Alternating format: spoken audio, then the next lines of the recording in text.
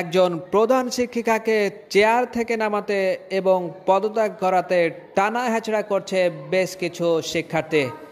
এক পর্যায়ে শিক্ষিকা জোরাজোরি করা এক ছাত্রীকে চড় মারেন। তবুও শিক্ষার্থীরা তাকে চেয়ার থেকে নামানোর চেষ্টা চালিয়ে যায়। এমনই একটি ভিডিও ভাইরাল হয়েছে সামাজিক যোগাযোগ মাধ্যম ফেসবুকে। এ ঘটনাটি ঘটেছে জামালপুরের সরিষাবাড়ী উপজেলার সালেমা খাতুন বালিকা উচ্চ বিদ্যালয়ে। কারণ হিসাবে জানা যায়, অনিয়ম ও দুর্নীতির প্রচুর অভিযোগ রয়েছে তার বিরুদ্ধে।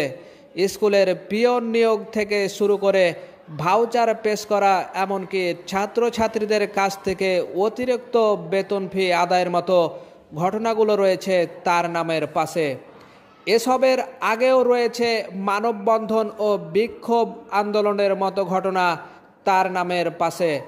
শেষ পর্যন্ত জানা যায়, তিনি পদত্যাগপত্রে সই না করে চুপচাপ চলে যায় প্রধান শিক্ষিকা অজেদা পারভিন।